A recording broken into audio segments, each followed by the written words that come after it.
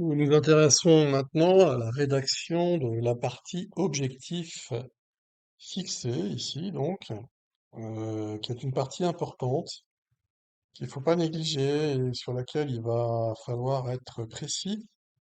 On peut rédiger ça sous forme un petit peu de bullet point, mais enfin, il faut quand même expliquer, il faut qu'il y ait des choses importantes dessus. Et surtout, il faut bien comprendre de quels objectifs on parle et qu'est-ce que c'est qu'un objectif. Donc voyons ça un petit peu dans le détail.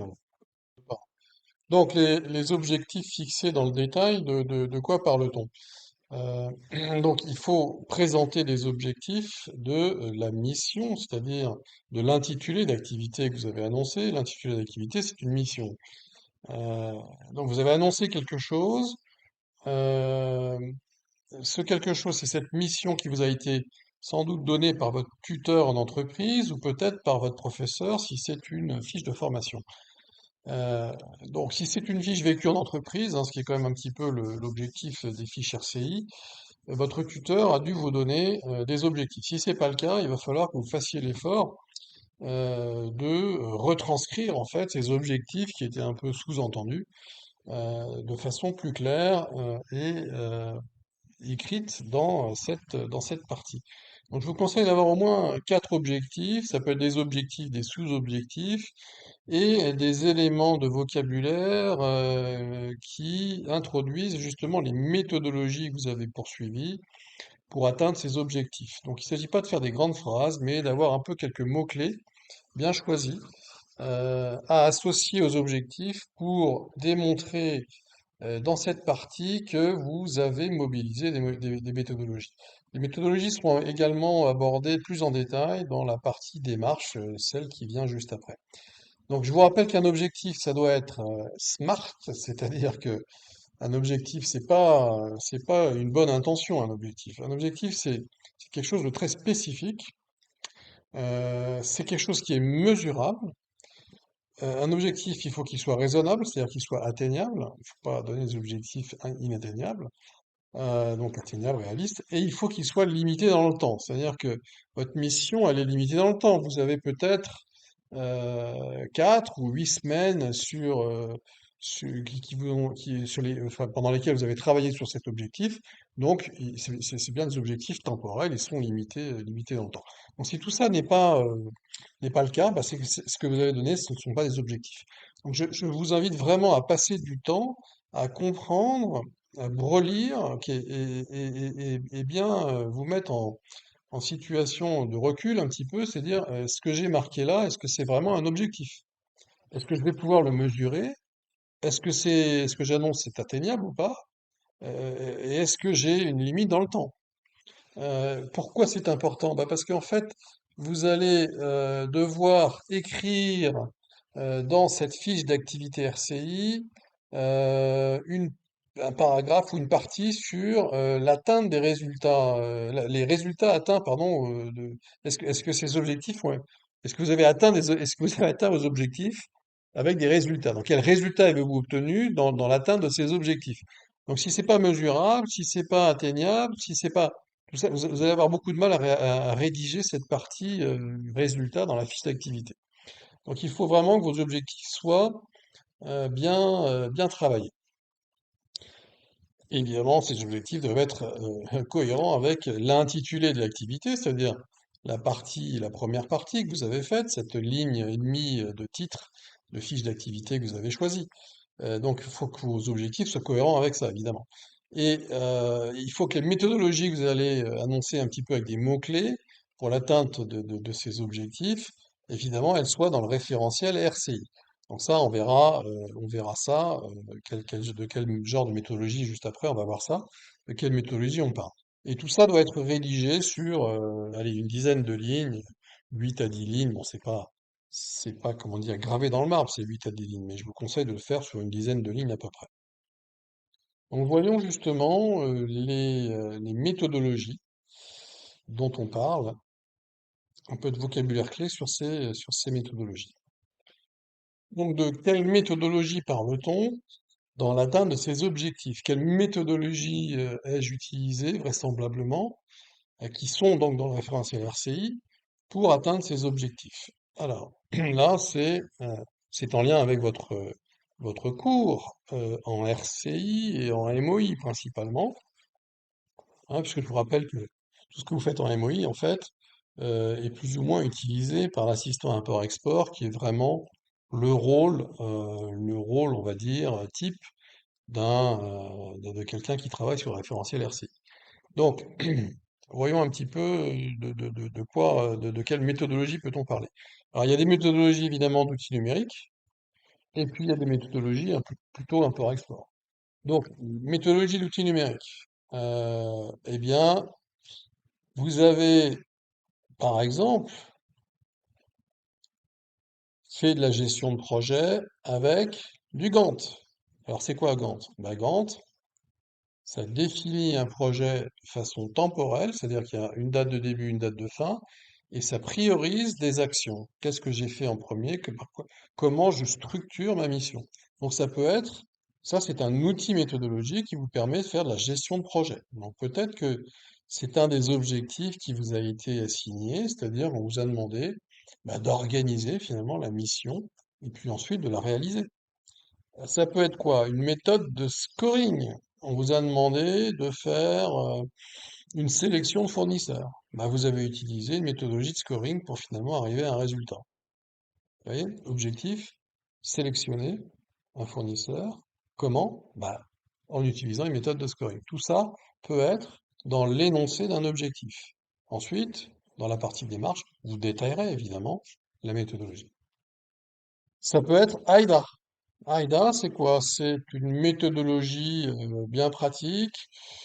C'est quoi? C'est en fait, ça veut dire quoi? Ça veut dire attention, intérêt, désir, action. Donc c'est un comment dire? C'est une petite matrice en quelque sorte qu'on utilise pour s'assurer que la rédaction d'un contenu de prospection est adapté. Un contenu de prospection, ça doit attirer l'attention. Alors comment on attire l'attention? En général, on attire l'attention en faisant un courrier nominatif. Comment on crée de l'intérêt? L'intérêt, c'est décrire les caractéristiques d'un produit. Comment je crée du désir? C'est démontrer que ces caractéristiques produits procurent un avantage. Et enfin, action, qu'est-ce que c'est? C'est dans mon contenu de prospection, avoir un petit, comment dire, un élément de déclencheur d'action. Ça peut être une promotion, ça peut être un lien, allez vous inscrire, voilà. Venez nous voir dans un salon, etc. Ça peut être ce genre de choses. Donc AIDA, c'est une méthodologie. Si vous avez une activité liée à de la prospection, ça peut être intéressant de la mentionner quelque part dans vos objectifs. Croc, pareil, si on est là, on est sur de l'appel téléphonique, on reçoit des appels téléphoniques, ou on émet des appels téléphoniques plutôt. Donc là, c'est pareil, j'ai écrit un script sur la méthodologie Croc. Donc, contact, prise de contact, allô, bonjour, je suis un tel, raison de l'appel, objectif de l'appel, et puis clore l'appel. Son CASCAP, on est sur de l'OAV là, mais enfin, il y a une méthodologie derrière. C'est-à-dire qu'on construit un argumenteur de vente qui est adapté au profil psychologique de son CAS et qui présente des avantages, des caractéristiques. CAP, c'est ça, caractéristiques et avantages produits. Donc son CAS, profil psychologique, et CAP, caractéristiques et avantages produits. C'est-à-dire que on présente des caractéristiques produits en fonction d'un profil psychologique. Donc on va mettre en avant certaines caractéristiques du produit par rapport au profil psychologique qu'on a identifié. Donc sécurité, orgueil, etc. Recherche Internet, c'est une méthodologie. Là, c'est toutes les activités qui sont liées aux bases de données, aux collectes d'informations, collecte de données clients et fournisseurs. Pour collecter des données clients et fournisseurs, vous avez peut-être mobilisé des stratégies de recherche Internet mots-clés.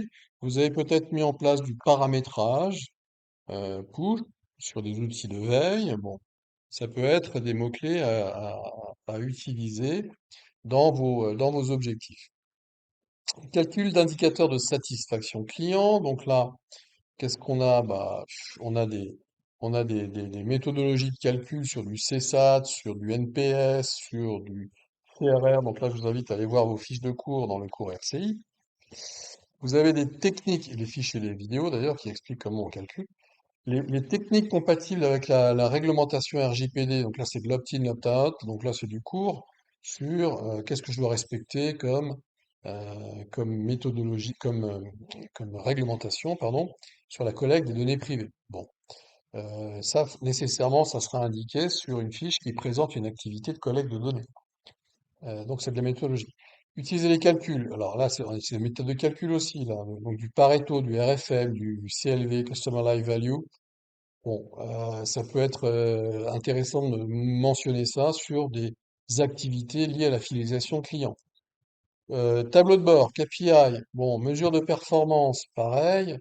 Voilà, donc vous avez ici un grand nombre de méthodologies, je vais peut-être pas toutes les faire. Bon, enfin, on peut passer rapidement quand même. Des techniques de segmentation, alors segmentation d'une base de données, des techniques liées là au calcul import-export sur des tableaux de cotation, des factures pro forma, sur des stratégies de négociation en entretien de prospection, stratégie disruptive, intégrative, tout ça c'est dans les fiches de cours RCI, hein. La théorie de la gestion des objections, comment je traite une objection, il y a une méthodologie, bon. Les techniques de calcul commerciaux pour arriver à des tarifs export par exemple. Euh, les méthodologies de bilan fonctionnel, là on est plus sur l'analyse de la performance d'une entreprise. Donc, comment on fait un diagnostic financier, des ratios financiers, un bilan fonctionnel, FRNG, BFRTN. Tout ça, c'est des mots éventuellement qui peuvent être utilisés. Bon, évidemment, il faut savoir à quoi ça correspond, hein, puisque je vous rappelle que votre fiche d'activité va servir de base à une activité de simulation orale construite à partir de cette fiche. Donc il faut connaître ce que vous annoncez dans vos fiches. Là, on est sur la partie objectif, donc c'est pas très détaillé, mais c'est-à-dire que quand j'annonce FRNG, BFRTN, il faut que je sache à quoi ça correspond.